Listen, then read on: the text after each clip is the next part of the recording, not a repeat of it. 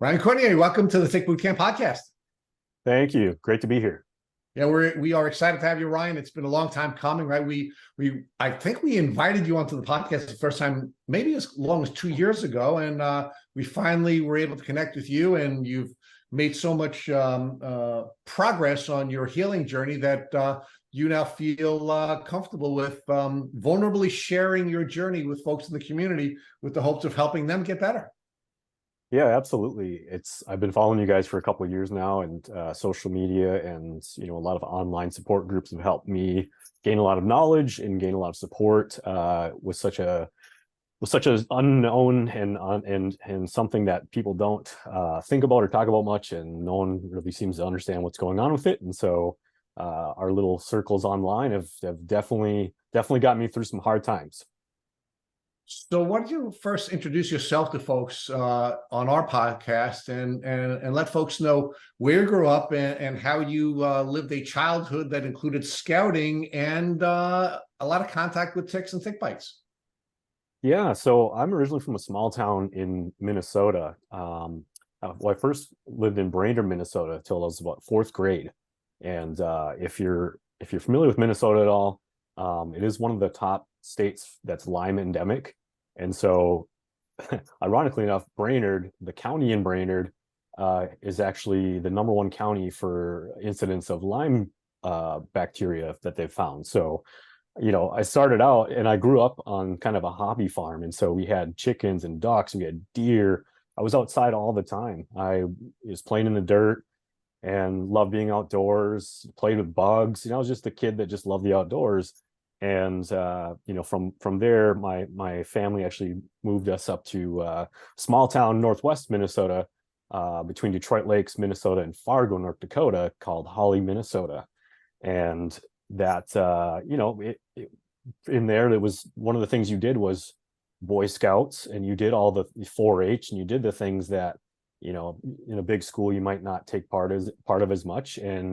And when you're in a small town and you're in Minnesota, the outdoors and hiking and nature and hunting and being at the lakes is just what we did. So there was no different second thoughts about being outside. It was we were out there all the time. So I can tell you right now, I'm really happy to have a native of Minnesota on the podcast, because the New York Giants had not made the playoffs for many years. We did make the playoffs last year, and we won a playoff game against the Vikings. So thank you for your contribution to the happiness of New York Giant fans.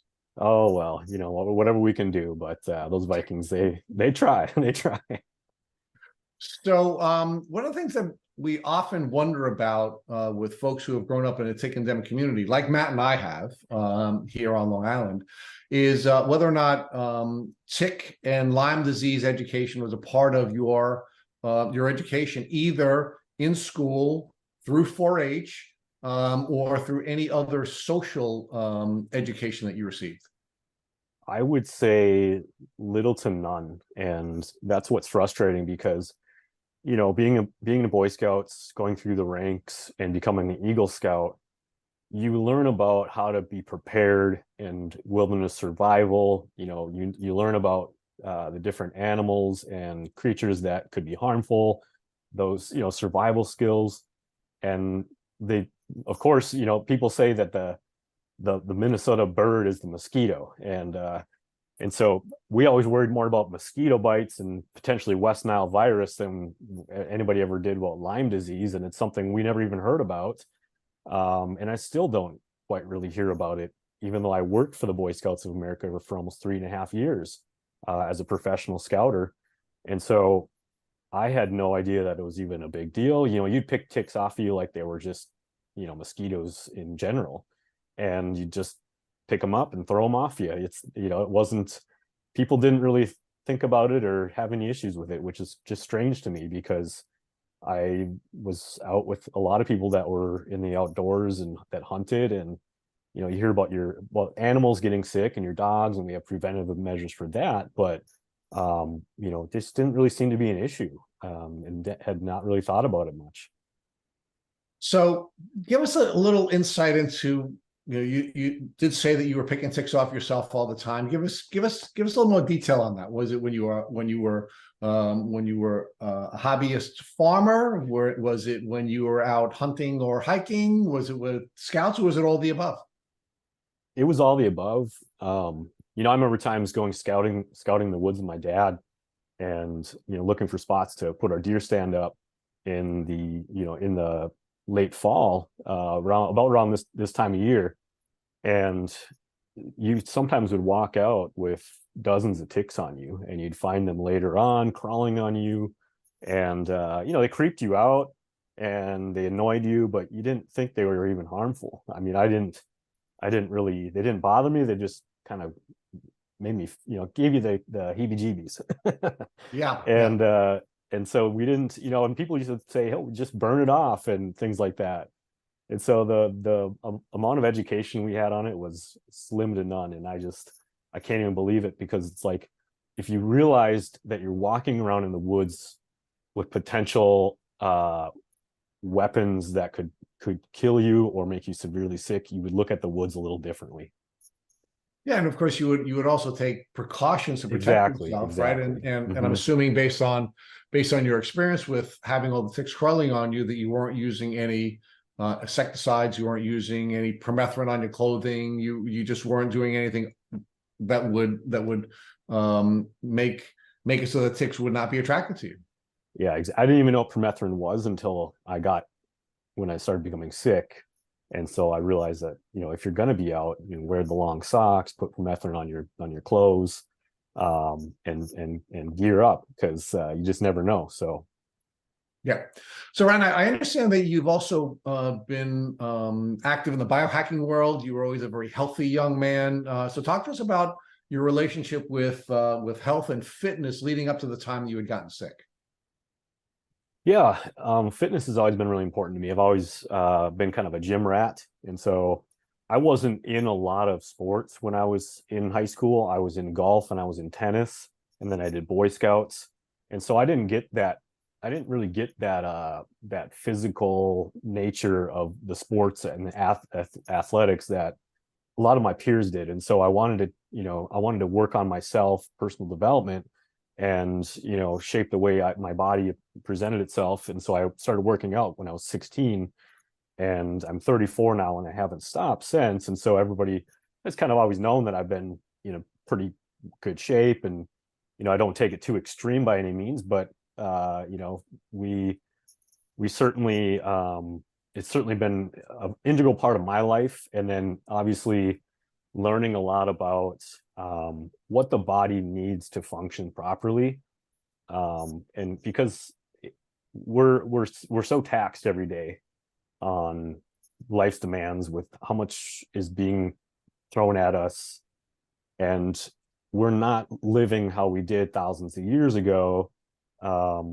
with in relation to resting, in relation to once the hunt is done from finding food for your village, you're done with the day, you go home, and then you sit around the campfire and tell stories. We're constantly plugged in. Our nervous systems are constantly on go. We're always wired in and plugged in. And so I felt just stressed out internally a lot, and exercise and supplementation, eating right, good social time was just what I needed to allow me to kind of feel good.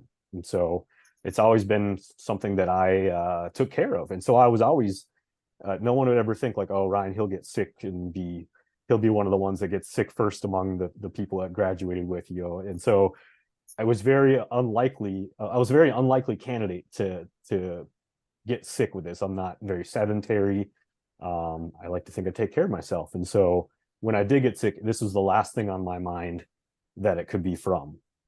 All right, so you were living a healthy lifestyle. You were outside a lot. You had strong social ties. You were athletic, but you were not engaging in sporting events that were overly rigorous, that would be immunosuppressive. You were doing other types of fitness work, including weight training, and you were conscious of your diet and just a generally healthy person moving into college. So talk to us about where you went to college and what your goals were when you went to college. Yeah, I went to school I did 1 year at NDSU, North Dakota State University, go Bison, national champions up there. It's a very big deal in Fargo. If you ever make it up that way, it's a lot of pride around the Bison. So I went there for a year, but decided for what I wanted to study, they had a better program over across the river in Minnesota at Minnesota State University of Moorhead. And then so now I get to say go Dragons, That's which right. most people are like, who's the Dragons? So they're not necessarily known as much for their athletics, but wonderful communications programs and nursing and things like that. And so I studied there for 4 years, and I got my degree in mass communications, PR, and I was, everything was great, healthy, had a lot of great social circle, and life was going fine. And so that was that, school, everything like that, nothing, no challenges with it, no issues. And even you think too, like school, that's a stressful time. I mean, but it's you're young, and it doesn't seem like maybe it just wasn't my time to get hit with it yet. So Well, so let's talk about that. So, mhm. so you have a relatively healthy childhood. You're a healthy young adult, and then you're not healthy anymore, right? You start to get sick. So, talk to us about when your health began to take a turn. Yeah. So when I graduated from college, I was very ambitious about my career, and I wanted to really strive and do well. Get a good start. Being young, it's tough starting out when you're just 23 out of college, and you're looking for a good career and make good money. And so I started working for the Boy Scouts of America. Naturally, what a perfect fit because of my scouting background. And so I was recruiting youth into scouts, fundraising for the Boy Scouts of America, and helping run programs, doing marketing, and did that for about 3.5 years in the Fargo metro area. And it was a very busy job, nights, weekends. I was still even going out to campsites and camping out with the volunteers, and so I was still out in the woods and doing those things. And even then, wasn't even on my radar. Working for the Boy Scouts, being in the environment where you would likely have this happen, where you would have these incidents, and still it wasn't something that we heard about, that we thought about, or even talked about. So it caught me by such a surprise. And then I continued from there. I started getting to some sales jobs, into the advertising field, media relations, marketing. I was a marketing specialist at Sanford Health, which is the largest healthcare organization in the upper Midwest.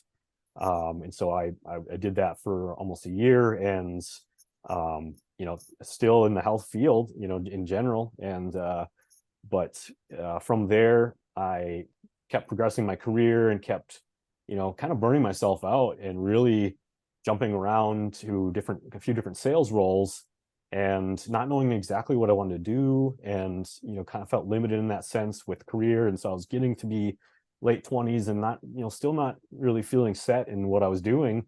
And then, I met a lovely lady who I ended up getting married to in Minnesota. Congratulations. Thank you. She's from Missouri originally, and we met through some networking opportunities and young professional opportunities in Fargo Moorhead. She was a AmeriCorps Vista member with Habitat for Humanity, and so we met that way and hit it off. And then we got married, and at that time I was actually transitioning to a digital marketing role with a telecommunications company. And so my wife and I decided, we've been in Fargo for a long time. We'd like to try out another city, go somewhere bigger, see the sights, and get away from, for me, my hometown area, and see what's next. And so it was a lot of stress. I got married, I was changing jobs. I'd moved to a big city. I'd never lived in a big city before. Fargo's metro is about 250,000 people versus Minneapolis, which is approximately around 3.5 million people in the metro area. And Huge so difference. it was exciting, very exciting, but with excitement comes nervousness, and it comes uncertainty, and change. And it was a challenging time doing all of that all at once, and still trying to kind of keep the pace of life that I was going at, and I was getting burned out. And so I started working at my new job in the cities, and it was going fairly well, but I started to notice a few things that are happening to me physiologically. And I wasn't sure if it was just, I chalked it up to kind of just the move and stress, and like, oh, it's normal, you're just a little anxious about everything. But it wasn't getting better, and it started getting worse and worse. So give me some more specifics on that, Ryan. What were the specific symptoms that you were feeling, and what were the first symptoms, and how were they getting worse? Yeah, well, at the time I was, when you move to a new city, you kind of have all this time and more freedom to yourself, because you don't have this social circle that you once had kind of pulling your attention. So I really got back to working out, and I had a couple friends that lived there, and we'd go to the gym a lot, and I was pushing really hard. I was like, I'm going to get in the best shape I've ever been. My career, I'm going to have that take off. And so I was really looking forward to just starting this great new life. And I think I just pushed myself too hard and wasn't resting enough, and was, going. And it started out fairly subtle with neck stiffness. And so my neck became really stiff and sore, and I just thought, well, maybe I'm looking at the computer screen too much, and maybe I just need to go to a chiropractor. And then I started having tingling along the side of my head, and then I went to a chiropractor to see if they could kind of adjust it and see what was going on. But it just didn't feel normal. It didn't feel normal. And then I started getting dizzy spells. I started feeling like I was on uneven ground when I walked. And so it kind of, like, I had vertigo, and I'd never experienced it to that degree before. And then heart palpitations started to set in. And so I'm like, well, am I having too much caffeine? And then I get stressed out about the symptoms I'm having, because this is a little bit more than usual for me, for my usual stress levels and kind of how I normally feel. And so I started to go into regular doctor, primary care, and getting all the routine scans and checkups done. My chiropractor said it was probably occipital neuralgia, which is just a very benign thing that you can work out with stress relief and massage therapy and things like that. But it just wasn't getting better. And I had all these doctors telling me, well, it's just stress, anxiety. And then also at the time, coinciding with that, I was getting really involved with the local chamber of commerce.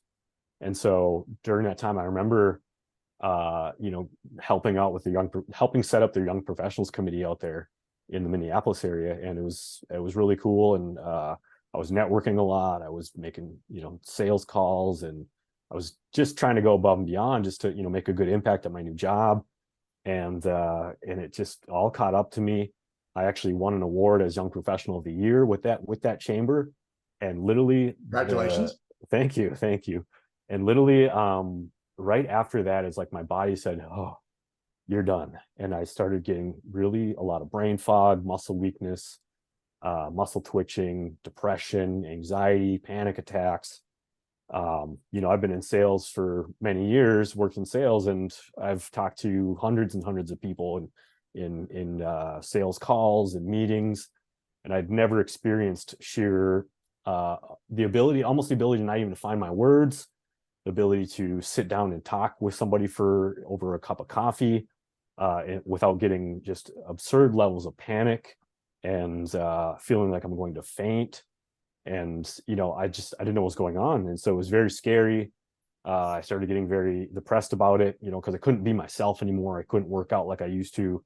I was having trouble at work trying to focus, and it really just started progressing pretty quick after that. So it was pretty rough road. Ryan, we often describe chronic illness as a flywheel, where it starts to turn, and starts to turn, and starts to turn, and part of that process, of course, is how your nervous system is presenting, right? Because we know your nervous system can be in the sympathetic presentation of your nervous system, or the parasympathetic presentation, right? and of course we bounce back and forth, but we generally spend more time in one presentation or another. And I could just, from the way you were describing this, from a neurological and an emotional standpoint, you were clearly spending more time in fight or flight, or more in the sympathetic presentation. And as you were getting sicker, you were spending more time there. And as you were getting less than helpful help diagnostically from your doctors, it was getting worse, and the flywheel was getting worse, and it was getting worse, and it just started to take off to the point where some argue your body would say no, but I really think the presentation really more is your brain saying no, and you crashed. Yeah, and then COVID hit too, and so it was such a storm. I mean, I remember it was crazy because I remember doing a neurological exam over a Zoom call.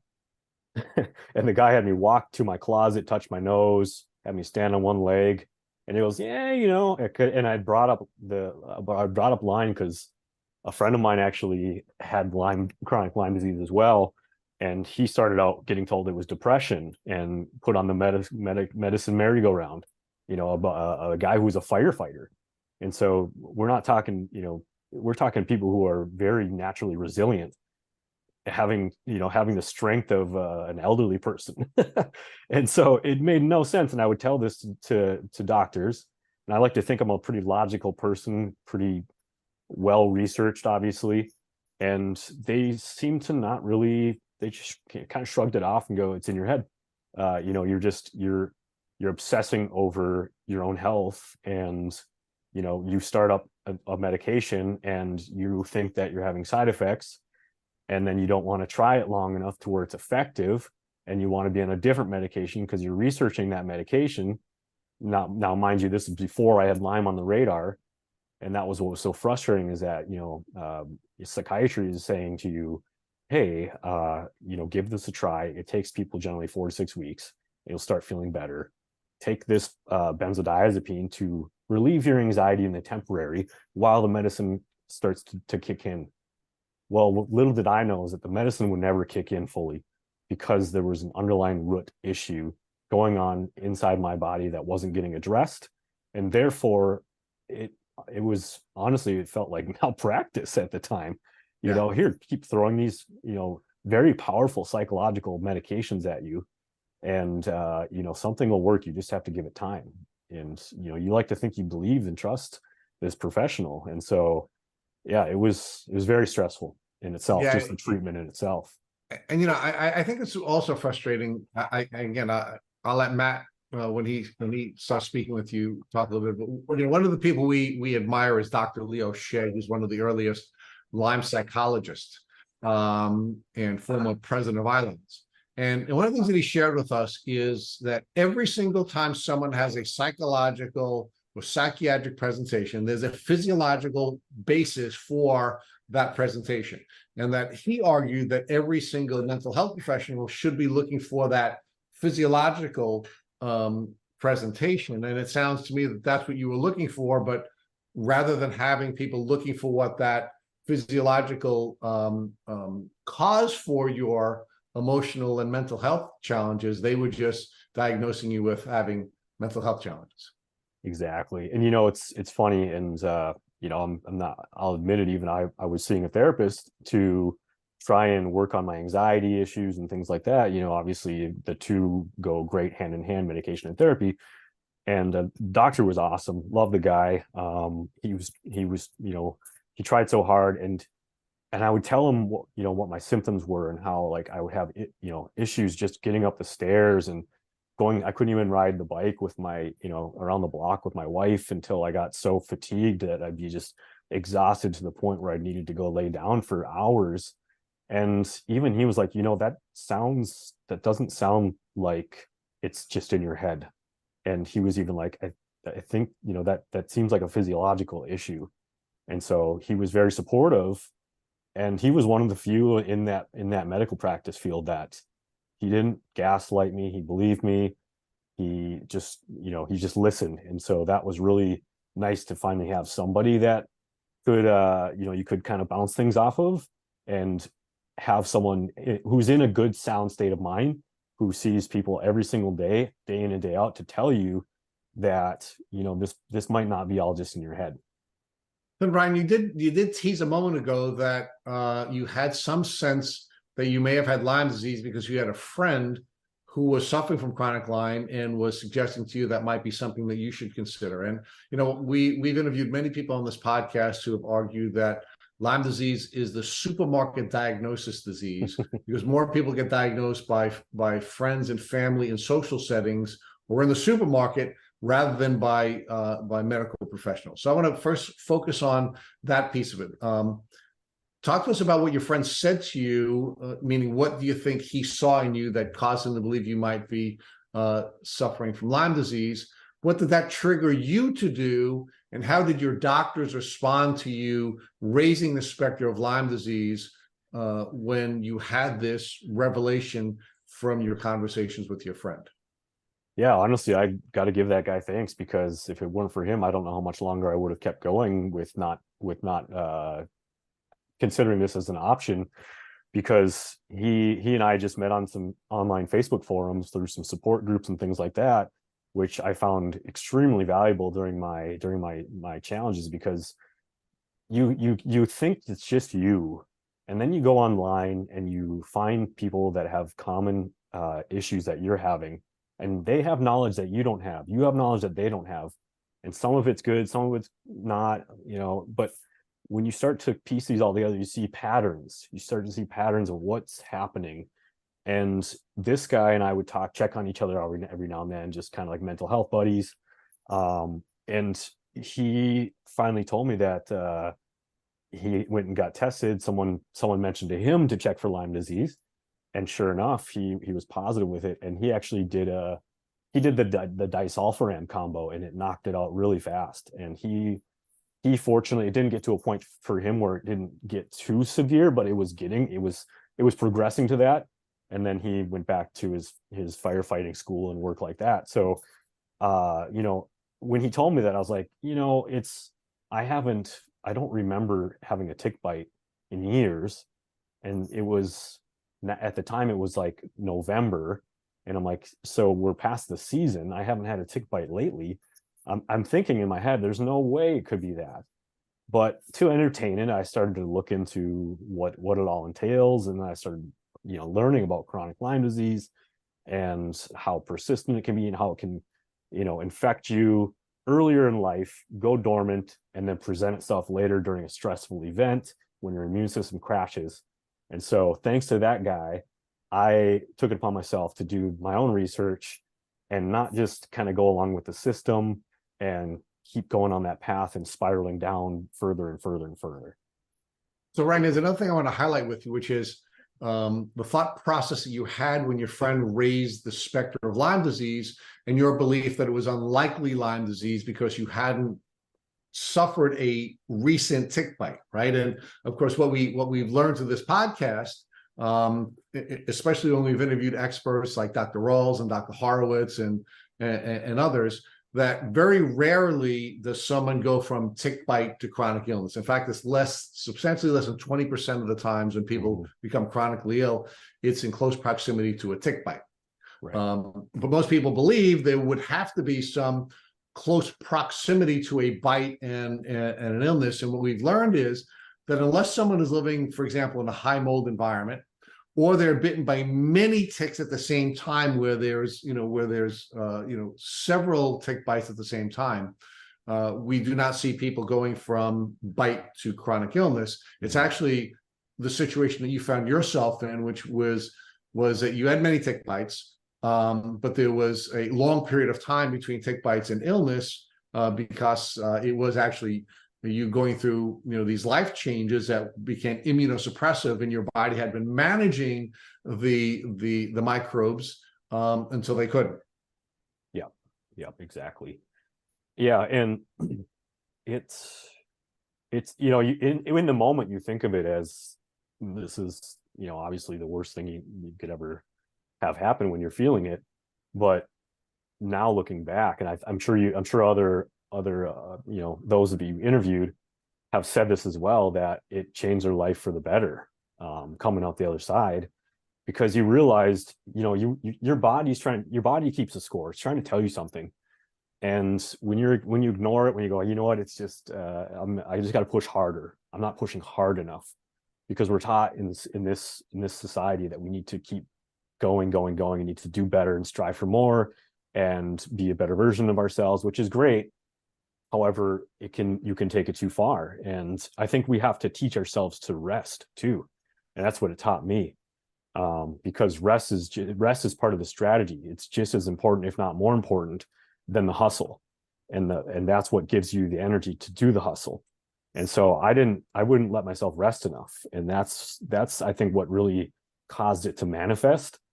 And it's amazing because not only did I find just Borrelia burgdorferi, the main Lyme bacteria that we think of and that we know of, there were several other strains of Lyme bacteria that some of my testing showed that aren't even found here. They're found in Europe or Asia. And so to me, that was just bewildering, because I've never been out of the country even. So, so it didn't make any sense. So Ryan, let's get there. When were you diagnosed, and how were you diagnosed? So COVID hit, and then things just kind of, my wife and I ended up moving back to Fargo-Moorhead, Minnesota, got a house, and I was in the thick of the illness at this time. And we were probably about 8 months into my symptoms really getting to a pretty severe point.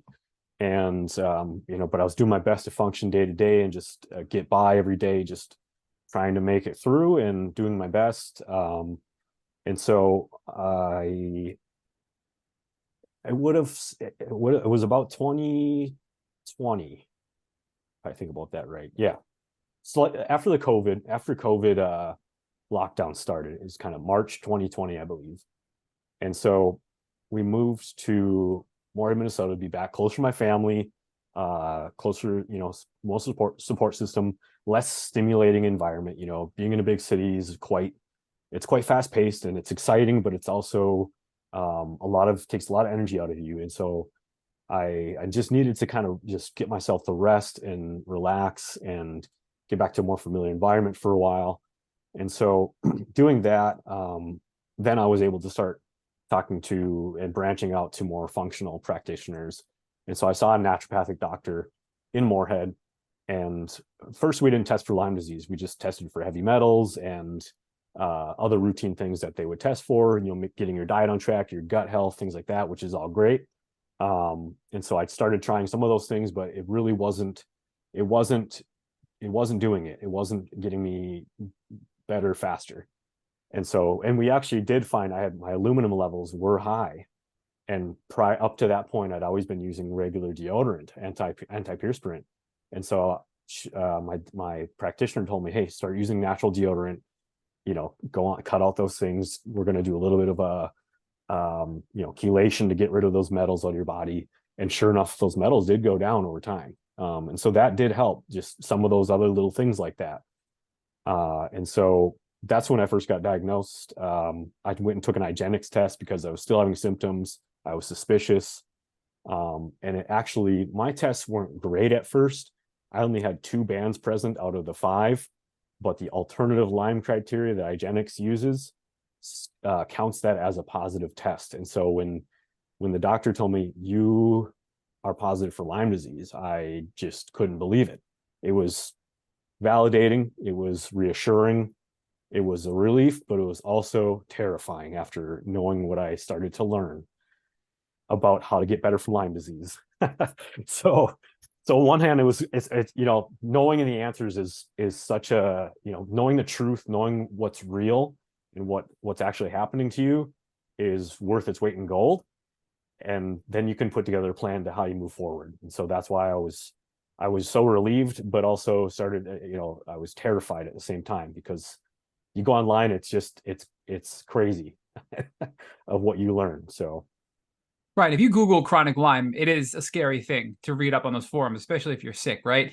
And oftentimes we go to these private labs like IGeneX or Almond Labs or DNA Connections or MDL Labs, Vibrant, for example. But then other doctors say those aren't real labs. They're quacks. If you have a positive test from there, it's not real. So were you finding this information? Because it sounds like on one hand you were like, I have a real diagnosis, I have Lyme disease. But on the other hand, you were also questioning the test because you were only two bands, right? So where was your mind at this point? Did you think like 100% I have Lyme, or were you just still sort of unsure? I am a very naturally skeptic person. And so until I've researched something for myself to death almost.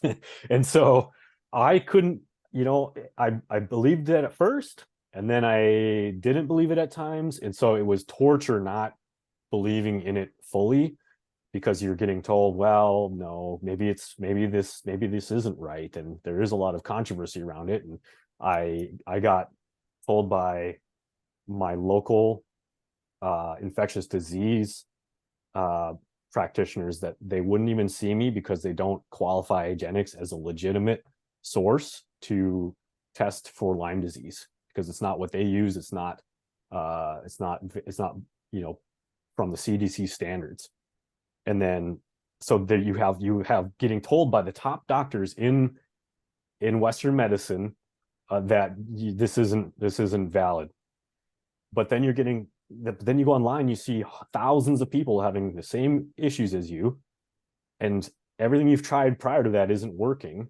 None of the primary doctors have answers. I went to a neurologist, and if you want to get into that part, I'm not sure yet, but I finally okay. Well, yeah, we will in a little bit, but I think, Ryan, it's confusing, it's scary, and we're desperate, right? To sum up the emotional state of where we're at when we get diagnosed, because there is no clear, this is what you need to do to feel better. And there's a lot of conflicting opinions by experts in the medical field. So there really is no assurance on your end that I have Lyme and I'm going to feel better at this point when you get a diagnosis, it sounds like. I went on a relentless quest for truth and knowledge. And I don't know of anybody that's probably researched as much as I did, because I didn't have much else to do. I was pretty much bedridden and couch bound all day long trying to work. And we were in lockdowns with COVID. And so all I did was get to think about this and how can I get better? How can I get out of this horrible situation? Because I was presenting with MS-like symptoms and it wasn't getting better. And so I said, I have to. There's no other option. And I don't believe that it's just depression, anxiety. So I just want to highlight some of your symptoms early on around this time, so people understand the complexity of what you were dealing with, right? So you had the neck pain you described, you had the brain fog, night sweats, occipital neuralgia, which is really like nerve damage in your head and the back of your skull, right? And that's causing pain in your nerves in your head, right? Is that what that is? Okay. So then you got heart palpitations, muscle weakness. And this is coming from a guy who's like a muscle builder at this point. You're having muscle weakness, which is really inconsistent with what you're doing and your workout routine. So that's got to be a huge red flag right there. All the psychological stuff, sudden onset depression and anxiety is out of the norm, right? It's not like, oh, you've been suffering with anxiety your whole life. This is just out of the blue anxiety. It sounds like, at least to the extreme level, the brain fog, the arthritis, chronic fatigue, the muscle twitching, right? That I think many of us have experienced. Your extreme insomnia. I mean, you were just affected. Your whole body was affected by this at this point. So, and you're trying to work, you get a diagnosis, you go into research mode. Tell us what you do, Ryan, now to begin to treat Lyme at the early stages. Yeah. Well, we did quite a bit. I did I had the knee-jerk reaction, like I think probably a lot of people would, where I need to nuke this out of me with antibiotics. You get a bacterial infection, what do? You treat it with antibiotics. Makes sense. And so I found another doctor who he was in the regular medical field, and he was kind of a naturopath Lyme doctor as well, a Lyme litter doctor in Alexandria, Minnesota. And it was really refreshing to meet somebody that had regular medical practice experience, but also knew what chronic Lyme disease is, and then is treating for it. And so we started on a cocktail of antibiotics, thinking that, let's hit it as hard as we can, and let's kill those buggers, get them out of there, and we'll start feeling better real fast. I was very naive to think that, you know what, in 6 months, I'm probably going to be back to where I was, and so I started that, but actually I started getting worse when I tried those antibiotics out. You know which And antibiotics it was specifically? Do you recall? well, I did rifampin, combination rifampin, minocycline, and then I can't remember the name of the other one, but it was a triple antibiotic combination therapy, and I introduced one at a time, and then a week later I'd introduce another one, and so on and so forth. But at the same time, I was researching, all right, how have people experienced these medications together? What's the outcome, the likely outcome potential? What are the potential side effects and things? And I had never felt worse. And why? And I didn't know why. I'm like, okay, why am I now feeling worse? Okay, well, you're killing it so fast that your body can't eliminate the toxins and the bacteria that's dying off. But if you ever you want to know if you may have Lyme disease, grab a prescription of doxycycline and try it out for a few days. And if you get significantly worse, well, then you need to dig further. And so to me, it was actually a little bit assuring that there is something going on here. And then I realized I don't think antibiotics are the way for me. I don't want to destroy my gut. I don't even know, like, I was still conflicted in my mind of what I had going on in me, because my IGeneX test wasn't that great. And so I kept pursuing different tests with Vibrant, with MDL labs. And I wanted to get to the bottom of it. And I wanted someone to officially tell me 100% without a doubt, you have Lyme and all these other infections. I love that antibiotic or the doxycycline comparison, because so many people come on here and say, I think I have Lyme, or I thought I had Lyme. I didn't know if I had Lyme. And that period caused me to delay my diagnosis and treatment because of the uncertainty. And, we know that labs aren't perfect. Even the best labs, the private labs in the world, aren't perfect. So if you have a bad response to doxycycline and you feel worse, that's probably a herx, and you're probably killing off Lyme, right? I mean, that's a cool way to think about it. So when did this neurologist come into play? You mentioned earlier there's an experience you had with a neurologist you wanted to share. Is that around this time, or is that still later down the timeline? That was that was around that same time frame.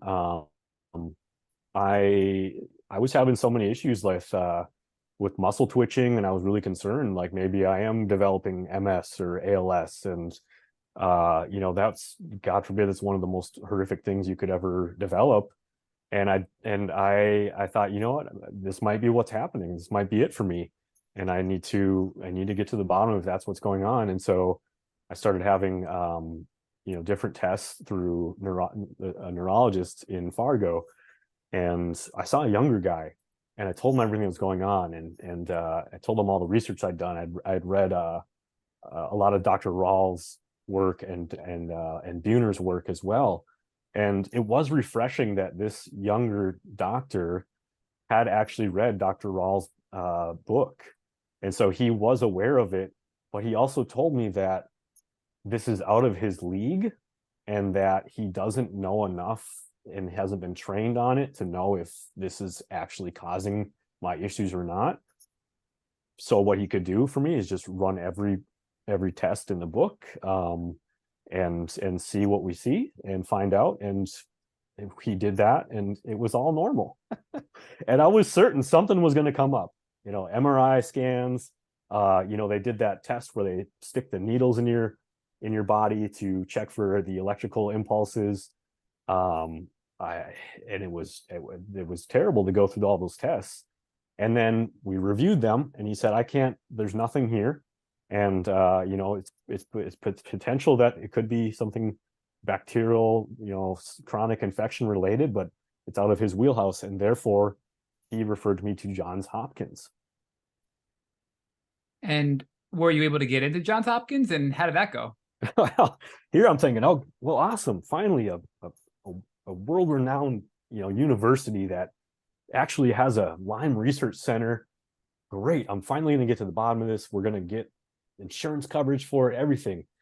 And then I called to schedule the appointment, and the nurse tells me that because my tests with IGeneX weren't the full 5 bands that the CDC says need to be positive for a Lyme diagnosis, that even though it sounds probably like chronic Lyme disease, they could not see me.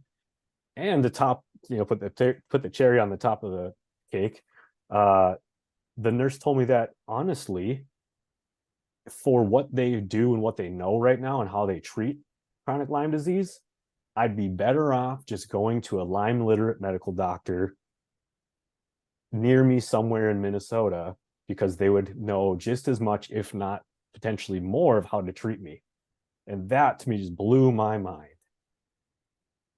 So I had a representative of one of the top health universities in the world telling me, you'll need to go to one of these places where these people are called quacks. Okay, so what's really going on here? This makes me think of like the hot potato analogy, where we had Dr. Embers on last, and she was telling us when she got into researching Lyme disease, all of her colleagues and peers in the research community said, you don't want to get into the Lyme arena. You just simply don't want to. It's like nobody wants to touch it. It's just so weird how this is sort of just such a controversial disease. And it is getting better, it seems, but it's still obviously not what it should be. Now, I'll make it clear too. I don't fault these healthcare providers. The nurses, the neurologists. I don't fault them, because they're just going off of what they were trained and what they know. And it, like you just said, it's so complicated that they couldn't even begin to, take the time to really give someone proper care and diagnosis and treatment. So at this point, are you starting to look for Lyme literate medical doctors near you? Are you taking the advice of Johns Hopkins and trying to find somebody locally who specializes in Lyme to pick up your treatment protocol? I have not, because I got to a point where I did so much different therapies and changed my lifestyle, my diet. I'm sorry, not right now, Ryan. Like not in the present, but like back in that moment after Let's the Johns dub that Hopkins out, phone call. No, it's all good. That was a poor question on my part. Yeah, at that point, I was like, all right, I got to roll up my sleeves. I'm gonna have to do this myself, and I kept researching, did a lot of research. I was listening to the latest podcast from Marty Ross. I was on Dr. Rawls' website, looking at all of his information, and I was literally just connecting all the dots. You see that meme of the guy that's pointing at the wall and he's got the strings attached trying to explain something. I was like that guy. I was like, okay, I did this, then I checked that, I tried this out, then I went here. So I kept piecing together what was working for me. I'd trial something out, I'd see how it felt, because I'd learned that if you can get through the initial hump of a therapy, you should start to see some improvements. And so if I didn't see some improvements after a month and a half of trying a treatment, I would switch. I'd change up my strategy, because I was doing everything. I was doing infrared saunas, Epsom salt baths. I was drinking the lemon water, which detoxes your body. I was taking care of my gut. I was getting better sleep. I was on some medication to help me sleep even. And how were you addressing your gut? What specifically were you doing for that? So I got on a program actually through a company called Viome. I don't know if you're familiar with that, but they actually take a DNA approach, and they test your gut flora and the bacteria, that's the healthy and the bad bacteria in your gut. And they put together custom precision supplements tailored specifically to the type of bacteria that is deficient in your body. That way you are getting exactly what your body needs and nothing else. And so I was doing Viome's program for a while, and that seemed to really help. They had these what do you call them? Probiotic packets that I'd mix in my water, and I'd take that. And so I was doing that for the gut and trying to, I was gluten-free, dairy-free, sugar-free, alcohol-free for about a year and a half. On occasion, I'd cheat and have a little glass of red wine at a holiday party, but that was it. I was very strict.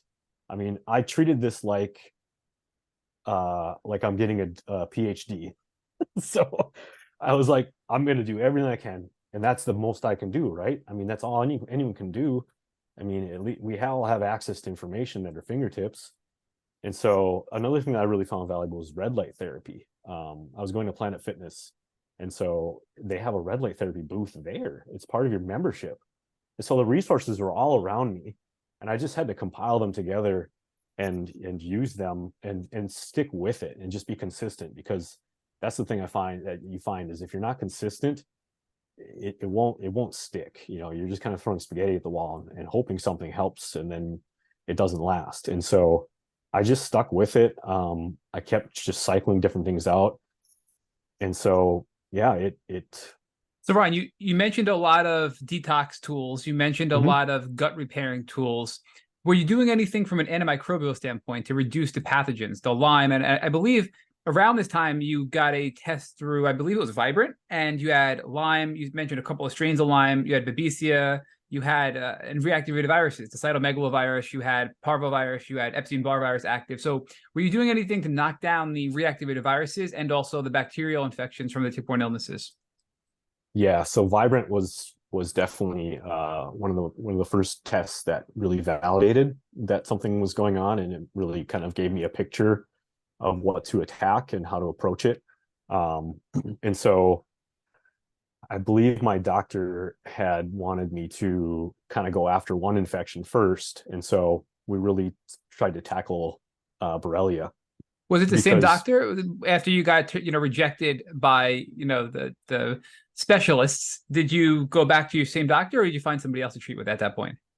So I'm not a super loyal patient. Simultaneously, I was talking to probably 3 different practitioners from different clinics, which was expensive, but it was worth it in the end, because each one gave me a little bit of knowledge and things to use that helped me. So I was working alongside somebody, kind of giving them up. Here's what I'll try. How does this sound? And they'd work with me to come up with a plan. What I would do is I would take it into consideration, and I would go, all right, I'll give what they're saying a shot, but I also have my own little spin on things that I'm going to do too, because I've done so much research and I know what's helping people. I know, I kind of know what sort of plan to put together for myself. And it's expensive. You keep going to these visits every couple of weeks. And so, yeah, what was your question again? That you answered the question. The question was, what doctor were you seeing? And you were seeing many doctors throughout this experience. But I do want to, and before we get back to what you were doing from an antimicrobial standpoint to address the Borrelia, which it sounds like you did first with this team of doctors, is you mentioned earlier that you had multiple strains of Lyme. Was that found through Vibrant? When did you learn that? And what strain specifically did you have? And I know you said one of them is typically not found here, which was an interesting comment you made. Yeah, it was through Vibrant Labs. And it was, some of the names are kind of hard to say of these pathogens. I mean, no one's ever heard of them before, and unless you're a researcher. And so one of them, I believe, is Borrelia miyamotoi. And I believe that's an Asian variant that can be found out in that area. And the other was like Afzeli or something like that, but it was 2 or 3 other variants that aren't typically found in Minnesota, especially, if not even the country. And so I was like, okay, Borrelia is definitely hitting me hard right now. And from what I've learned, Borrelia often is immunosuppressive. So if you can take care of Borrelia, the main pathogens, the Lyme pathogens, the co-infections, you have a much better chance of knocking out the co-infections, because your immune system will start to kick back in once you've taken care of Lyme disease. And so that's kind of, I really started not thinking about Babesia, Bartonella, all the other things, and just focused on that. And it started to help a little bit, but then I would have lingering symptoms from what seemed to be Babesia that weren't going away. And so then we started to attack that. Brian, before we go on to Babesia, I want to just note, you said you had Borrelia avzeli, and Borrelia avzeli is a strain of Lyme that's known. If you go to Google, literally, I'm reading this from Google right now. Borrelia avzeli is identified regularly in patients in Europe, not the United States, right? And you weren't Correct. in Europe. Were you in Europe at all throughout this time? Never been out of the country besides Canada. never left the country. And typically, if you do a Western blot here in the States or the traditional two-tier testing, they're not even looking for European strains. So I just want to highlight that for our listeners, that you had to do a specialized test through a specialized lab to realize you had a strain of Lyme disease that people believe to only be found in Europe, not the United States, right? So that's another factor to this. And you had multiple strains. I also want to comment on something you said where you decided to address the Borrelia first. And I always question when people say, well, my argument used to be, this is a broad spectrum disease, chronic Lyme disease. It's not just Borrelia burgdorferi. You have to address the whole slate to feel better. And I know you're a fan of Dr. Ross. You mentioned Dr. Marty Ross. We had him on the podcast, and I asked him that question. And Rich likes to tell people he slapped me around in response, and I can say he did, and he was correct. And his response was, Matt, if we can address something like Borrelia burgdorferi or Borrelia, whatever species we have, the body will have a fighting chance to now work on the remaining things, because to your point, we're removing the immune suppressive bacteria that is Lyme disease. We're removing the infection, and potentially your body can now on its own fight back the remaining infections you have. And that happens in some people, but it doesn't in others, right? So I think it's a really good comment you made there and a good choice to start there. So then before we even get into Babesia, what were you doing specifically to treat the Borrelia? Can you tell us some of the therapies? Was it herbal? Was it heroic? Was it natural? What were you doing to treat these things, or Borrelia specifically? Yeah. So when I got that confirmation, I was like, you know what, let's knock this out. Let's hit it as hard as we can. Let's do the biggest things without the antibiotics this time. And so, one of the good things about some of these Lyme herbs, that Buhner recommends, is that they're broad spectrum. And so some of them will kill off the microbes from Lyme bacteria and Babesia and Bartonella. And so you are hopefully reducing the load of bacteria overall from those infections as well, while you're trying to focus on Borrelia, the Lyme disease bacteria. So I actually did a 10 pass of UV IV ozone therapy through a functional doctor in Fargo. And this doctor actually doesn't really have a lot of Lyme training, wasn't super familiar with Lyme, hadn't seen a lot of people for it, but I did go to him for some IV vitamin therapy and UV IV ozone. And, every time I would do one of these certain therapies and stick with it, I noticed I was seeing maybe 10, 20, 30% improvement. And it gave you hope. And that's what you need when you're in that state, is hope. What does stick with it mean? How long is it before you saw that 10, 20, 30% improvement? Are we talking weeks, months? How long is the time period here with that UV IV ozone? Well, in addition to that, I was doing a lot of other things too, such as the red light therapy and all the detoxing and eating healthy. And, and so I'm within the full spectrum of it. I would say it took a couple months, 3-4 months, and I started to notice it, turning the corner. But then it didn't cure you. It doesn't cure you.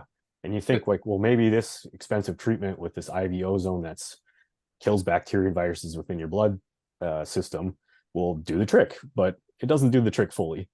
It definitely helps you get to the next stage. For me, it did. I know some people claim that they did that and that's all it took, and that's everybody's different. And so I had more work to do, and so I kept trialing different things and kept moving.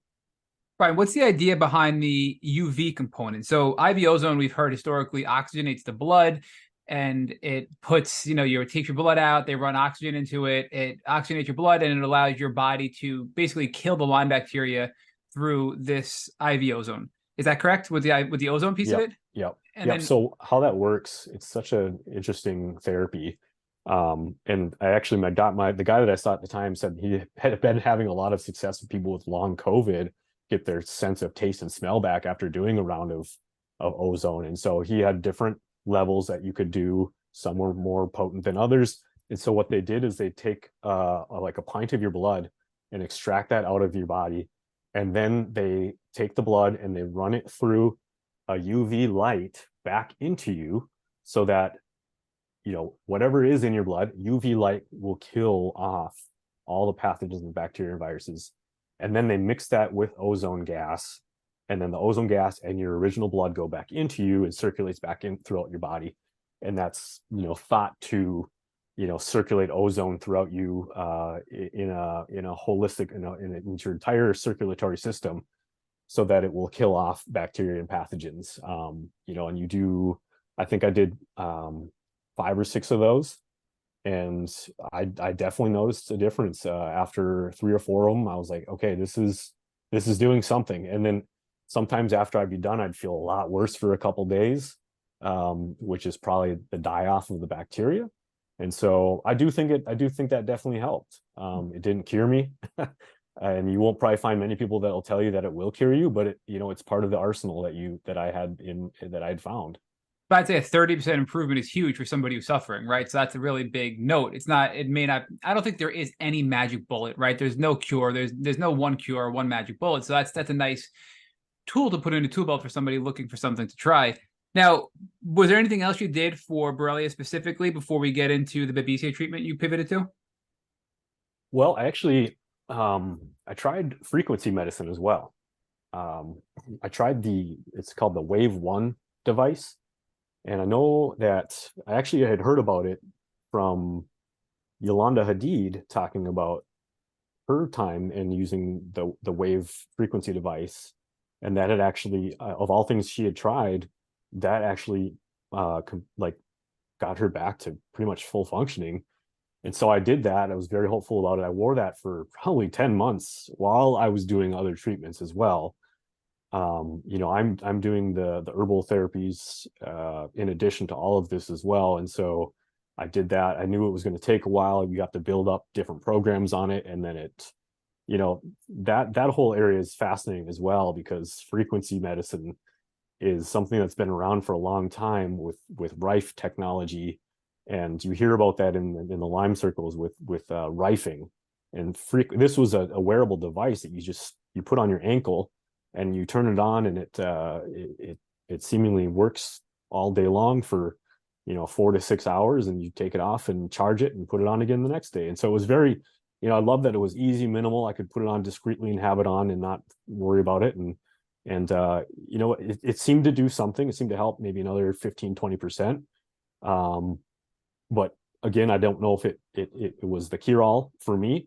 But I think every little bit had helped for how bad off I was. I think a 15-20% improvement, though, is still a huge improvement, right? These are all building upon each other here to get you to ultimate health where you're at today. Now, just as a side note, we had the founder of Free Medica, who is the company that created the Wave 1, now the Wave 2, and also the Nikki, which is a new watch. It looks like a watch. It literally goes on your wrist. It's a tiny little watch, and it has the same frequencies that go in. And that was episode 360. That's on our website as well, and our podcast, if people want to learn more about that. Really fascinating origin story about why he got into the Lyme business and the tick-borne disease business. Mm-hmm. And he really went deep about all things frequency. So that's just a side there. So in addition to the UV-IV, got you about 30%. The Wave 1 frequency device got you maybe 15% improvement. And this is still strictly for Borrelia. We haven't gone on Babesia yet. Is there anything else? And obviously the foundation, which is the Buhner Rawls herbal protocol, right? Is there anything else you're throwing in for the Borrelia or the Lyme disease before we go on to the Babesia treatment? Yeah, I mean, I don't know how detailed you want me to get, man, because let's do it. It's a lot, and it's going to make people's heads spin, because probably no other human being would ever do this much. But that's just how I am. And so I went and saw a guy who had people had claimed to have been fantastic results. A friend of mine, his family had seen him. He does bioresonance testing in small town in Minnesota by Walker, Minnesota. And he did a bioresonance test, and he also confirmed it was Lyme and several other pathogens, viruses that I'd never even heard of. And so he gave me some homeopathic drops. And I was skeptical. I was quite skeptical about that stuff, but some people swore by it. And I do think there is some legitimacy to bioresonance. And so I gave it a shot, just like everything. I kept my mind open. I didn't try to poo-poo anything. And I said, you know what, if some people have said this has worked, placebo or not, I'm trying it. If you told me to eat dirt and it cured you, I would eat dirt. And so I tried that. Didn't think it was doing a whole lot for me. At this point, I was probably 60% better. Getting there, getting further along. But then I found to be, I listened to a podcast regarding something that incorporates kind of like essential oils and different, I forget what's in it exactly, but it's called biocidin. And I'm sure you guys have heard of biocidin. Definitely. And Yep. I listened to some podcast, some interviews from a lady that created biocidin, and how much it did in their studies for reducing parasites and viruses and bacteria in horses. And it was just fascinating to me, the studies that they had done on it. And so I started to really think there's something to this. And so biocidin, I actually think, was one of the top things that helped me progress to almost fully back. And I think it's a great thing in general if for general sickness. And so I really that, and then so biocidin, and then I tried colloidal silver. I did a zeolite detox, but my copper was low, so that was what was interesting to me. I was doing all the, alongside of this, I will say too, I was checking labs periodically, all the blood levels, your kidney, liver, everything like that, just to make sure that we were on course with what I was taking wasn't causing damage and things like that. And so I was doing this all under doctor's cares and making sure that I wasn't hurting myself and making myself worse by trying these things out. And so I was seeing improvements in my levels on my lab tests for my blood levels. I was seeing improvements. I was doing some of these tests that you can kind of ascertain whether you might have a parasitic infection, and it was showing that it was high on certain levels. I wish I could pull it up right now because the name of the tests I'm blanking on them right now because there's just so many. But I was noticing changes and differences, but still I was having some symptoms. And so I was getting a lot better, but I wasn't quite there yet. So. But biocidin was a real game changer for you, it sounds like. And biocidin, I'm on Dr. Marty Ross's website, and he talks about how it can decrease and eliminate biofilms of Lyme. It can inhibit or kill all forms of Lyme, including the spirochete, cyst, and Lyme found in biofilms, because we know Lyme can change into different shapes and shift change. It also decreases drug resistance in Lyme by blocking certain pumps that remove antibiotics from germs. It inhibits yeast, which is a key part of a lot of chronic Lyme patients, right? It decreases SIBO, small intestinal bacterial overgrowth, which is very common in Lyme also. And it may also support treatment of intestinal parasites and support the immune system, right? So that's like a ton of things right there that are very common in Lyme patients. So it makes sense why something like that would be so helpful in your case. And it's helpful in many cases. So the colloidal silver is interesting. That helped you as well, but you said you had to be careful with your copper, right? Yeah, I did some research on that, and I found that when you're trying to purge heavy metals out of your body, copper is a metal. So if you already have low copper, it can contribute to making it lower. And if you ever, I looked into, and that was the odd thing, I looked into what low copper was like, and I did see a correlation between Lyme and low copper levels from just scanning on the forums on Facebook and things.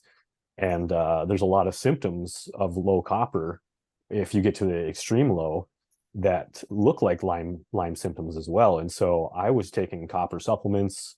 I stopped the zeolite because I didn't want to keep removing that from my body. You need a balance of those type of minerals. And so, I figured, I've done it. I did it long enough. I tried it for, at least a month and a half. And I'm gonna put that one away. If I noticed if something was affecting something else negatively health-wise and it was a treatment, I would say nope, I'm not gonna do it. There's other options out there. I don't want to make myself worse in the quest to full health. The biocidin specifically, can you tell us, Ryan, what symptoms it helped? You said it was really powerful. What was it, physical and psychological? What are the symptoms that you had that were left? Did the biocidin help you with? I mean, I would say just overall, it really helped with my energy levels. I was getting my strength back, physical strength. Mentally, I was doing much better. My anxiety was going down, and my muscle twitching was starting to lower a little bit. And so just overall, it was just a part of that holistic treatment course that really made a difference. And I had conviction, and that's what gets you through some of this is conviction, because these things do take a while. I would say biociding could be a first line of defense. The jury's out on it still. I don't know. I haven't looked into it lately, but back when, a couple of years ago now, when I was on it, the research was very promising and sound, and having people like Marty Ross back it up, I felt very confident about what I was trying and believed in it. And part of getting better is the belief in getting better. And so when and when you see improvement, you go, I am going to get better from this, and we're getting there, and I'm determined. And so you have to have that inner drive. Otherwise, it's going to be a longer road. And so biocidin, I could, definitely, shout out to that, not medical advice, but it worked for me as far as I could tell. And I recommend it to people sometimes for, hey, oh, you got COVID, you have long haul symptoms, maybe look into biocidin. I don't usually push anything onto people. I say, hey, look into this. I make them aware of it, and I let them decide on what they've researched for themselves, if it's right for them or not. So Ryan, anything else on the Borrelia side before we talk about the Babesia? I know you've done a lot, so feel free to, keep throwing things at us if there's anything left. Yeah, I mean, in addition to that, I was taking OptiGreens 50, which is a superfood green supplement by First Form. I was doing I was taking electric powder mix, so making sure all my minerals and vitamins were balanced, and because Lyme really takes that nutrition out of you, and when your body's fighting so hard all the time, you have to give it increased support. And so I was doing just regular things that people should probably do every day, and I was cutting out sugar and cutting out alcohol as much as I could, and gluten, which I found out just how much gluten can impact inflammation and feed bacteria and things like that. And so all that together, on top of that, we could get into the mold thing.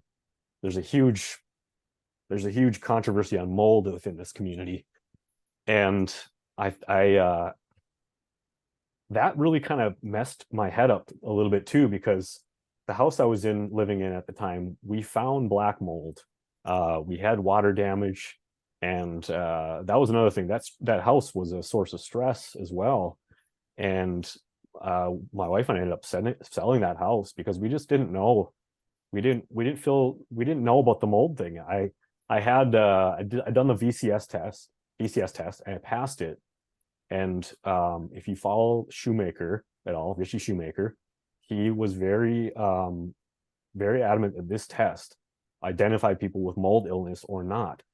And then I started, but you question it. You're like, oh, how is a vision test going to tell me that I have mold in my system or not, right? Sounds kind of crazy. And so then you hear about the urine tests, and there's lab tests for that. But then you hear about how that might not be perfectly accurate either, and people can test positive for it and still not have issues with mold. And then there's a gene for mold, the HLA-DR gene, that if you have this gene, you're more susceptible to being sick with mold illness. And so it's definitely legitimately, it causes sickness in people. And so you go online and people are going, I'm not getting better. I don't understand why I'm not getting better. And then you're starting to think, well, I'm not getting fully better either. And then people go, it's because you're living in mold. Well, they say it with such certainty. And so I couldn't believe everything people said was absolute, right? Because I'd see people that go through the mold journey and just how brutal it was. And to me, it was just so defeating in my mind to think I could do all of what I've already explained to you and never even get better if I'm living in mold. And you might move and go somewhere else, and there's probably mold there too, if you buy a house or whatever it may be. So my wife and I moved to a brand new apartment. in Fargo, and it was great. It was clean, fresh, everything. We sold our house, and we had remediated the mold that we had found, but we weren't sure if there was still some, behind the walls or whatever. And so I wasn't going to tear my house apart and spend all this money fixing up my house and looking for mold. I even did the cloth test where you can actually send in, it's called an ERMI test, an ERMI test, or a Hertz me test, and it'll test, as far as I know, it's pretty accurate. It will test the molds on the dust on your surfaces in your house. You send it in, it'll show you kind of what molds you're dealing with in your house. I did that, I sent it in, and it said there weren't any molds that were the kind that causes extreme illness in people, the stachy mold and all that stuff. So I let the mold go. I let it go, let it be. I wasn't going to think about mold anymore. That's not my issue, not my concern. And so again, it's that mindset belief, because a lot of people will cling on to these things. I'm not going to get better until I get the mold problem figured out, or the parasite problem figured out, or, insert XYZ heavy metal problem figured out. But really, it's a lot of it is calming your body down to allow itself to the nervous system to heal it, because we should be able to handle these things. Internally, we should be able to handle these things. And so I couldn't get caught up in everything. If you do, you're just going to drive yourself crazy. And I did for a while, let it drive me crazy, trying to identify what it was, what is it that's causing this. And so that I just wanted to add that in there, because that I know that's a huge part of people's journeys, is not just solely Lyme. There's so much else going on. And so, well, that was an extremely good overview of mold, and I couldn't agree more that when it comes to mold, a lot of people just instill fear in others about mold, and that can be triggering, and that can weaken our immune systems. The more fear we have, it can make us even sicker. And the way we approach it is a really important way. But you also outline things we can do to test both our bodies and our homes and our environment for mold. And you gave us some very specific examples there. So thank you for that, Ryan. Mm-hmm. Now, let's talk about the Babesia. So you pivot over to Babesia and you start treating that once you think you've gotten a handle on the Lyme. What did that look like? Yeah, and I'll back up even a little bit, because when I did my initial test with IGeneX was just for Borrelia, Lyme disease, just testing for that. And then I started to learn about co-infections and how common they are with that coincide a lot of times with this Lyme bacteria that you have to treat as well. And learning about some of the symptoms and kind of distilling that down to, okay, coming up with what I was experiencing still related to which pathogen. And in my mind, it seemed like there was a lot that leaned towards Babesia with the neck stiffness. I was still having drenching night sweats, so I'd wake up in a pool of sweat almost every night, and especially when I started with some of the Babesia treatments. And so to me, I was like, okay, this seems like I have this as well going on. And so I went into and took the IGeneX co-infection test. I did a panel, and I was like, okay, I know that's not perfect, but my gosh, this is the lab that everybody says is the one that will find it and things like that. And I did the test, IGeneX, eagerly waiting, pretty much expecting to see a positive, and it was all negative. All co-infections were negative. And then my head just was spinning. I'm like, what in the world? And then I go online, I'm looking at anybody else have end up finding out they did have Babesia or Bartonella, but their IGeneX was negative. And then people like, yeah, I tried this lab and this lab, and then I found out I did have it, and that was the cause of a lot of my symptoms. I treated it and I got better. And so I'm like, all right, well, I have to keep finding for the truth. For me, I don't like to just throw darts in the board and hope they stick. I got to know what's going on. And so I did Vibrant, I did MDL, and there I found Babesia microti, and it was very validating as well, and started to treat for that. So what kind of treatment did you use for Babesia? I know there's a lot of traditional Western medicine or pharmaceutical medicine and a ton of herbal as well. So I'm curious where you went first with this. Yeah, one of the, so some of the stuff I was doing treating with for Lyme specifically also kind of tapped some of that. But one of the number one recommendations that you'll find they recommend is Malarone. You know, it's an anti-parasitic medicine that's been around for many, many years. And so I started using Malarone, and I did that for several months. And I also did Cryptolepis, Ceta acuta, wormwood as well, some of the natural herbal recommendations. So it's kind of hard for me to remember exactly when I did what between the herbal and the prescription medication. I'm pretty sure I was trying the herbal first, and it wasn't, you know, and Marty Ross, again, he has a lot of good data to back up some of these herbal therapies and their effectiveness. And so I really, again, I had my conviction, like, this is going to work. This guy has seen thousands of people and it's helped all of them. It's going to help me. And so it did seem like it was helping, but it just was very persistent, very chronic, and not letting up. And so I did that Malarone, and that seemed to be helping as well. And so all of those things together, it was all helping. And again, I was probably 70 to 80% better at this point, but not completely. And so I wasn't satisfied yet. Well, I want to get into some of the other things you've done, because I know you've done some other therapies like SOT therapy, peptide therapy, and more. So chronologically, when do those things come into play here? And even methylene blue, you know, I want to touch on some of the other treatments that you shared with us. So, oh yeah. What came next, you know, as far as the treatments that you started rolling in at this point? Yeah. So at this point, you know, you tried so many things, and you went through what you're supposed to do, all the herbal therapies, the Buhner protocol, Rawls and his herbs that overlap with that. And so then you kind of start getting into more of the fringe territory on some things. And I'd considered disulfiram, but I just was too nervous about the side effects of it. And it just was so new as a therapy that I didn't want to, you know, take a step backward. And so I just kept pursuing different things. And methylene blue, that was something I started to research as well, and I was very fascinated by. And so that was, I started doing methylene blue, and I believe that was after the biocidin. Some of these I did in combination. You know, I'd kind of see how I was feeling. If I was feeling too bad, I'd back off on things. And if I was feeling a little better, I'd add something in.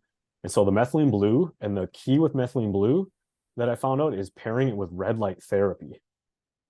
And so I was like, it didn't make any sense to me, but the guy that I got the methylene blue from, that my doctor works with, I had a doctor in the cities at the time, a lady who is really big on certain alternative therapies like peptides and things like that. And she recommended this very pure form of methylene blue in a dropper, and starting out slowly, and you mix it with your water, and it seemed to be helping as well with Babesia and Lyme in general. And so, yeah, the methylene blue and the red light therapy combination seemed to be a very potent therapy that was getting me to that 80%. And so, what were some of the symptoms? I might have some of this mixed around as far as the timeline. You know, it was within a span of 2 years that I was doing all these treatments, and so, you know, within 700 days, it's hard to. Now we're thankfully past a lot of that. You know, I put a lot of it out of my mind for quite a while, and so it's a blur. You know, when you're going through something so difficult, it's not something you want to remember fondly. And so the timeline of things I get a little jumbled, but you know, the treatments, I did all of those in different orders and different times, leading ultimately up to SOT therapy. Right. Before we get to SOT therapy, what chronic persistent symptoms that were left at this point were alleviated from the methylene blue combined with red light therapy? I would say my strength was coming back. The biggest thing that Lyme did was made my legs weaker. And so I was really not able to do leg exercises for about a year and a half. You know, my legs would tremor and they'd twitch after I'd get done doing a leg press. And that was just really bothersome for me. And, you know, there's certain symptoms like you could live with this, you could live with these, and you could get by, you could be okay. But I like feeling better than good. And so I wanted to make sure everything was getting knocked out. And so muscle twitching, the muscle weakness, that was starting to improve. And I could notice that because I was going to the gym, because, hey, at the gym, there's that red light booth. I'll take my methylene blue, I'll go to the gym, and then I'll do a workout, I'll assess and just repeat. And started to get better and better and better the more I did it. I think over probably a 3-month period. And so it was pretty reassuring that it was working. And so, yeah, I was getting to a point, I was hitting a plateau. I was hitting a plateau, right? And so I didn't want it to be, my biggest fear, and this is what happens when you go online and read too much, is that if you don't completely get rid of it, if it doesn't completely die off and go into remission, and you don't stay there for couple years, Marty Rosselgen will tell you, you know, if after a 1.5 to 2 years your symptoms come back, or you're starting to have your symptoms back, then you're going to have to continue probably treating. But majority of people, if they can make it past 2 years, he's found that pretty much most of them don't have a relapse of it. And so I didn't ever want to have to go back and have a relapse. And so that's why I continued to pursue things. So I knew that this was going to be gone from my body, even if it was at low levels, still causing inflammation, certain pains, aches, whatever it may be, neck stiffness, and the night sweats continued. And that was telling me I wasn't completely better yet. And so just knowing those things, that's kind of where I ended up looking into the SOT therapy.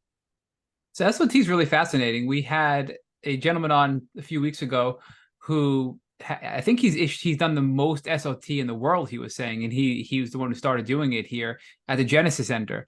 So tell us about how you landed on SOT therapy, and if you could just give us a brief overview of what SOT therapy is, and then what specific type of SOT therapy you did for what pathogen. Yeah, well, I'll try to explain it as good as I can in my own terms, because it's pretty high level stuff, and people haven't heard of it for the most part in Western medicine.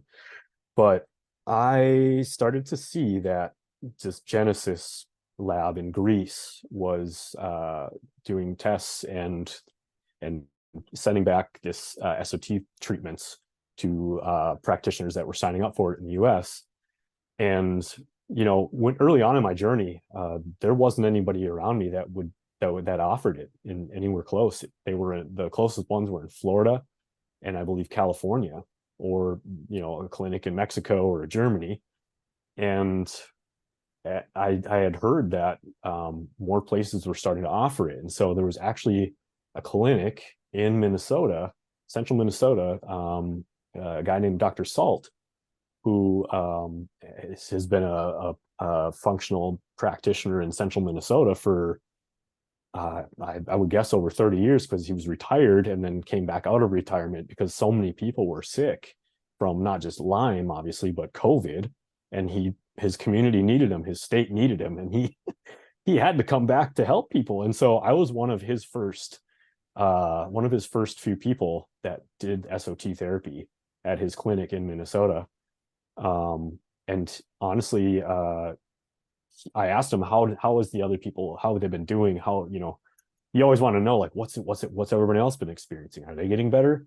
You're on the front lines. And he said that, I probably shouldn't quote him like this, but he told me that honestly, it might not be, a cure for everything, because there's so much going on in a sick, chronically ill person's body. But he said that it's helped so much for people that he would consider it now as a first line of treatment, and he would do it initially. It might not kill everything right away, but he said it's significantly reducing the bacterial load so that people can heal faster. And so since I had done all of that prior work that we had talked about previously here, I was in a really good position for this to be a successful therapy for me. And I you hear controversy about it. You hear, well, it worked so well. Some people would rave about it and say it was the only thing that got them better.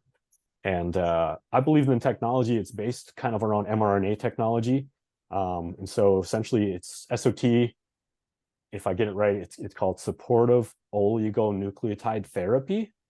And what they do is first you identify the specific pathogen in your blood. That could be a virus, that could be bacterial, whatever it is, they have to know exactly what it is. So I took another lab test with Vibrant so we could see what was going on. And sure enough, I had Borrelia burgdorferi popping up, and I had a couple other certain things popping up still. And even though I felt probably 70-80% better, it was still present. And so they had to know that. The doctors sent my blood off to Greece, and they insert a molecule so first they then reassure and identify that, yep, you do have this pathogen. That's what I'm told.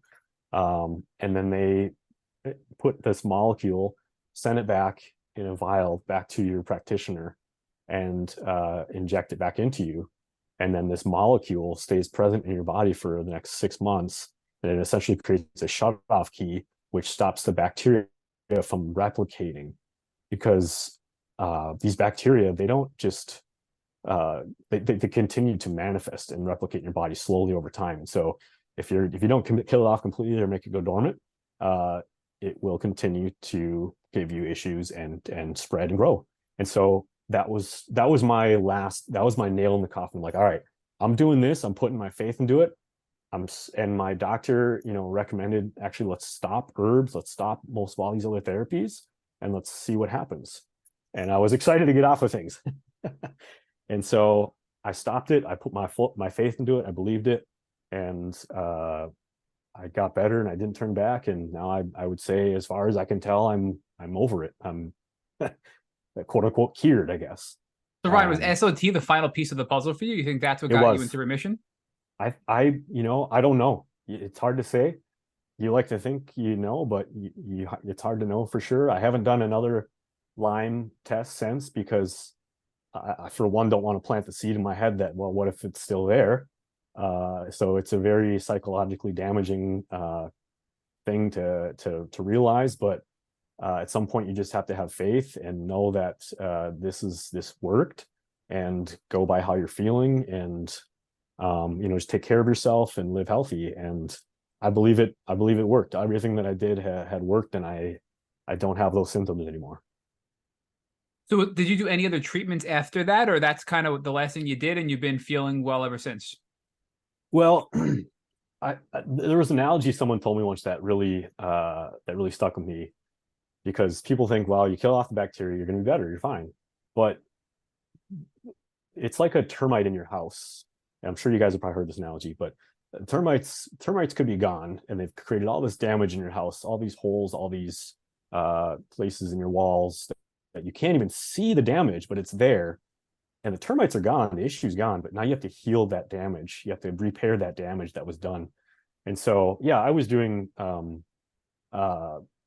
just regular vitamins and continuing my red light therapy, detoxing, just living healthily, and then making sure my blood levels were good, and my liver enzymes got a little high. And then I found out my iron was high. And so I actually, this was not something that I would ever thought about. So I'm grateful for this practitioner that recommended I go and donate blood. So I donated blood to get my iron levels down, and because iron is oxidizing. And so you are literally, if your iron levels are too high, that means you're rusting from the inside out. And so I don't know why that happened exactly. And to be honest, I'll probably be getting regular checks on that and my other blood levels just to see. And maybe that's just something to do with diet or genetics. I don't know exactly, but so that was something I wouldn't have thought of. And after doing that, I did start feeling a lot more energetic, and that seemed to be what worked best, is just continuing to support my body and staying healthy and living as stress-free as possible. I made career changes. I got out of some of the environments that were so stressful that might have put me into this state of you know, of nervous system dysregulation. And now I live a different life. I live much different than I used to. I think different. I appreciate way more. I have a lot of empathy now for people who are ill. And so I can say it's actually been a profound change that's made me a better person overall. So Ryan, my final question before Rich picks us up to conclude the podcast with you and talk about where you're living now and what you're doing now for work and all that fun stuff. I know at some point in your journey, you did do peptide therapy, specifically the thymosin alpha-1, BPC 157, and some others. Can you just share with us when that was in your journey and if they were helpful? Because a lot of our listeners want to learn, they hear about BPC 157 and thymosin alpha-1 often, and they want to know, do they really work? What do they help with? And should I give it a shot? So if you can just speak to that, and then Rich is going to pick it up for you for the end here. Yeah, absolutely. Oh, man. Yeah, the peptides are fascinating. That's something that I started to, and that's a community that's just people who are into biohacking in general, not even related to anything Lyme disease. But the peptides, I had a practitioner in Fargo, the same guy that did my ozone treatment, that prescribed me the peptides. And I even actually saw a men's health clinic that tests like testosterone and levels like that. And they just said, come into Fargo. And so there was a lot of new emerging talk about it, research coming out about peptides. And so again, it was another thing that I thought, hey, it can't hurt to try as far as what I've seen from the research. And so I tried thymosin alpha-1 and BPC 157. And so as far as I know, those seem to have helped, especially with the strength increase. BPC 157 is known to kind of help you heal your tissues and damage muscles and muscle repair. They have a quote from some of these companies that sell it that you can heal like Wolverine. Whether it's true or not, I don't want to say it's right. I don't know. But again, I did my own research, came to the conclusion, weighed the benefits versus the risks, and decided to try it. And so, if people want to check out peptide therapy, I think it's just another thing. And there are some things on it I'd like to continue trialing out with peptides as well. So, I think there's been a lot of good research on that lately that's coming out as well. So those are what I tried, and that was in between kind of between my ozone therapy and getting diagnosed with babesia. So well, that's interesting, because a lot of folks who we've interviewed in the past were using peptides as part of the rehabilitation phase, where they get rid of the bugs, and now go back to your comparison with the termites in the house. They were using peptides as a vehicle for healing some of the damage that was done to the wood from the termites. So it's interesting that you were doing that healing element of your work when you started treating some of the other bacteria. Oh yeah, 100%, because some of them will heal, certain function. There's so many peptides too. I mean, I don't even, ipamorelin, you could really, depending on what type of issue you might be having, what you need to support in your body, you'll have a different peptide. And there's some that are more popular than others. And thymosin alpha-1 is actually known to help modulate your immune system. And so that was one that I felt like, okay, if I do this, then potentially it will turn my immune system back on. So again, I'm a case where who knows exactly what did what, but it worked. And so that's all that matters at this point. And I didn't leave, I can say I left no stone unturned, and I learned more than I ever thought I would or needed to know. And now I'm well educated and well equipped to deal with whatever comes next within health for me and my family and friends. And I am grateful that I have the knowledge that I have now. Ryan, one of the things we like to do is talk about the emotional journey, right? And one of the things that I was admiring when listening to you and Matt talk about all of the different tactics that you use to deal with your health issues is that before you began a therapy, you would believe the therapy would work, and then you'd start the therapy. So talk to us about the importance of believing something was going to work, and why you believe that perhaps if you didn't believe something would work, that it would not. Yeah, absolutely. So one of the angles I was exploring was DNRS, dynamic neural retraining system, with Annie Hopper's method with that. However, it was just too intensive for me, and probably for a lot of people, it's just not realistic to follow those steps every day of calming down your nervous system, switching your train of thought from a negative thought pattern. There's certain things where you can't go and even research anything to do with your illness. You basically have to deplete any thought or experience of that negativity out of your mind. And then I actually I was about to try out Ashok Gupta's program as well. His what's it called again? The Gupta program. And that's another neural retraining program. And I listened to a lot of Gupta's. He had podcasts talking about Lyme and how people had healed just by purely with meditation, with mindfulness practices, and with the power of your mind. And I think that was definitely a huge component that you have to work on as well. I see a lot of people that, they get in their echo chamber and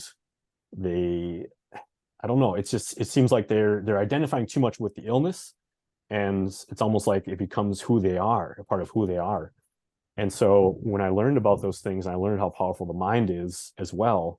I learned that calming the nervous system down, how important that is to heal, because you can keep killing things as much as you want, but if your body's in a state of flight, and you're in stress mode, then your immune system is not going to heal. It's not going to be brought back up, and you won't be able to defeat those pathogens. And so the mind is the powerful thing. I mean, that even if you go in the military, it's boot camp, it's a mind game. It's all mental, right? And that's what they say. And so I took some of what I learned from those practices and incorporated them. I didn't follow the entire programs.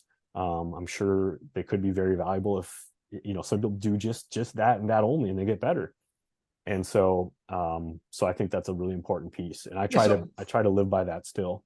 Ryan, one of the things that we talked with you about offline, and we talk with all of our guests about, is that there are a diversity of issues that could cause someone to get sick, and in some cases, we talked with Dr. Ross, and he said in some cases he just treats someone for a mold illness, and their immune system ultimately is able to manage the rest. In some cases, we're just treating Lyme, and your immune system takes care of the rest. There are some folks who unfortunately have neural pathways that make them more vulnerable to an illness. And once you identify those neural pathways, that would allow your immune system to take off. I mean, we don't speak enough about that piece of it, but we do know that that Lyme is going to invade your brain in many cases, right? And part of the neurological process that we go through is that we develop many unhealthy pathways that cause us to remain sick, right? So one of the challenges with a program like DNRS is that it's so rigorous that it's probably a better tool to help you to reorganize your brain pathways after you have gone through many of the phases you've gone through. So we certainly have to have some tools available to us to help us with the neurological and emotional elements of this journey.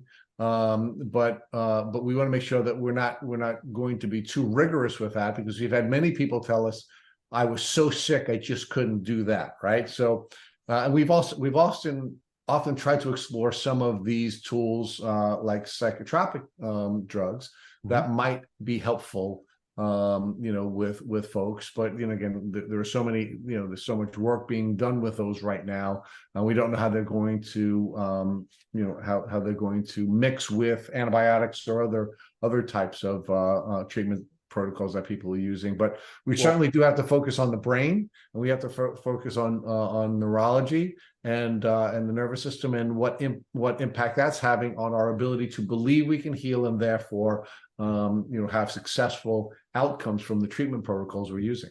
Well, I'm glad you brought that up, actually, because it is something I wanted to address. We saw how ill people were with COVID, and we've learned so much about chronic, complex chronic illnesses and chronic infections and how they affect people, and seeing why some people get sick and some people don't, and why that is.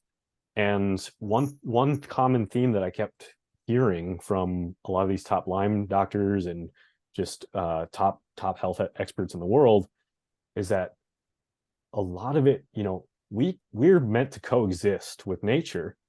And another analogy, I love the analogies, is that you might have a sea of dandelions in your backyard, and these yellow flowers popping up every day, and you could say, look at all those nasty weeds I need to get rid of, and you cut them all down, right? So you fire them out of there and they're gone for a while. But maybe we should be looking at, like, how can I coexist with these yellow flowers in my backyard? Because we all have microbes, and we all have millions and trillions of bacteria in us. Why are we getting sick then? And I think it comes down to lifestyle. And I think people are just too stressed now, and learning these practices about how to holistically take care of yourself, how to reduce your stress levels, exercising, eating well. I think that's the take home, is that we can't always control when a tick is going to bite us. I mean, we can't be in fear of everything, and that's the biggest part of it. Living in fear is what can get you sick in the first place. And thinking and regretting things from the past and being fearful of things in the future, you do that too often, not living in the present moment, and you're going to probably get sick one way or another. And so that causes anxiety and depression. And I think that's the bigger thing. And yes, I know that the bacteria, that's it's awful, and all of the COVID was awful, but I'm like, why did some people get so drastically ill? And I think it really brought to light we weren't taking care of ourselves in society, in our fast-paced world. Ryan, one of the reasons why we aren't taking care of ourselves is because we don't know how to take care of ourselves, right? I think one of the beautiful elements, or one of the beautiful takeaways that we often hear from folks who have gone on the journey, is that they didn't know how their body worked, and therefore didn't know how to take care of their body. They didn't know how their mind, their brain, and their nervous system worked, and therefore they couldn't take care of, and use these tools to help them stay healthy. They didn't realize there was more, microbes in us, or more non-us than us in our body, right? There are literally more cells that are not us than us in our body, and therefore, we're not trained to focus on balance the way you were just describing it with that, I think, that really cool dandelion metaphor. And we just don't know how to use our mind to rewire and reorganize our brain and our nervous system so that it will serve us rather than hurt us. And we don't know how to manage our body so that we can stay healthy. And what you've done so beautifully during the course of this podcast is showed us how through almost pure grit, you were using new protocol after new protocol after new protocol. But more than just using the tactics, you were learning more about you. You were learning more about your brain. You were learning more about your mind. You were learning more about your nervous system. You were learning more about your body, and you were learning more about how to be in balance, both spiritually, emotionally, and physically with the world. And when you got to that point, you got better. Yeah. I listen to a lot of people who are sick as well and get better. And the thing that I heard over and over is that I almost had to get sick to realize the path that I was on with the way I was living or what I was doing wasn't in relation to with what my purpose is and what I'm here to do. And so it's a redirect. And that's, unfortunately, people get sick, you get cancer, you get whatever illness, it's a wake-up call. You're like, okay, I cannot eat like that anymore, or I cannot keep drinking, or whatever it may be. And that was my, Lyme was unfortunately a very hard wake-up call for me to take it easy more and enjoy life, right? Yeah, but Ryan, isn't that really the takeaway, right? Because what we also see, and I think the research has strongly supported this across all chronic illnesses, is that people who find purpose in their illness are the people who get better.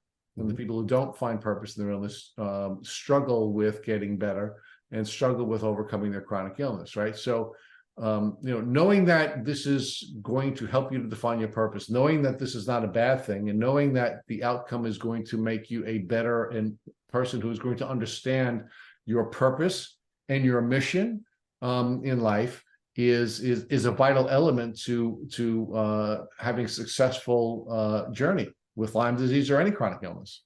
Yeah, absolutely. So talk to us about how you're now using this experience to now serve others, right? One of the reasons why we wanted you on this podcast is because you have become a servant in the Lyme community, and we were excited to have you add to your list of service coming on this podcast, sharing your experiences with other people who are going through this. So talk to us about how you feel called to now serve others on this journey. Yeah, absolutely. I firmly believe that if I like to think that collectively we all make each other better or worse.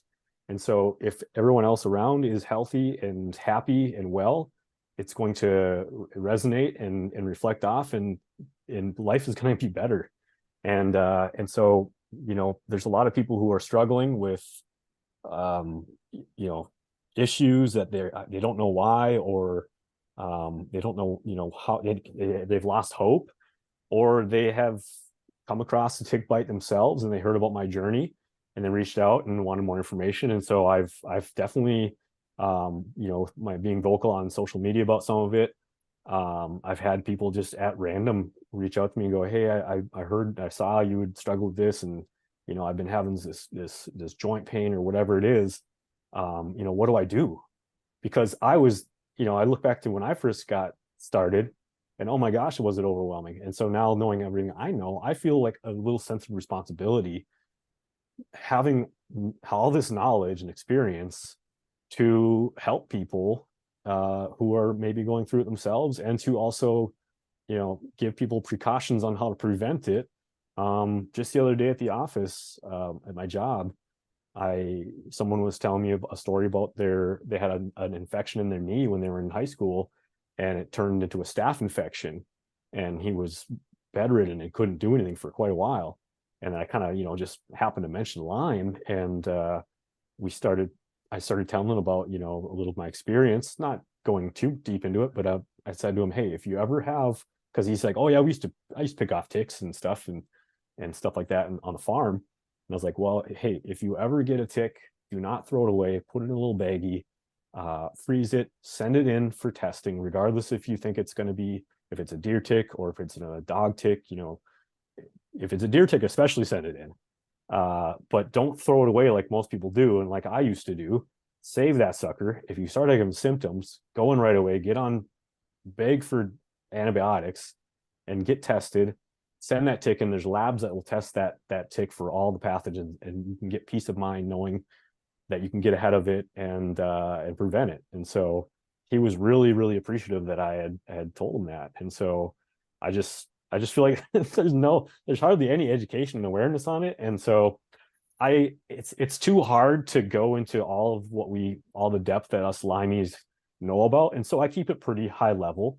But more people are starting to have issues, and I think if the trend continues, I may be getting quite a few messages in the future from people. Unfortunately, I know somebody right now that has a red meat allergy, and I know there's a tick that can cause alpha-gal syndrome, which is a allergic reaction to red meat. And so I said, hey, you might want to get tested for that.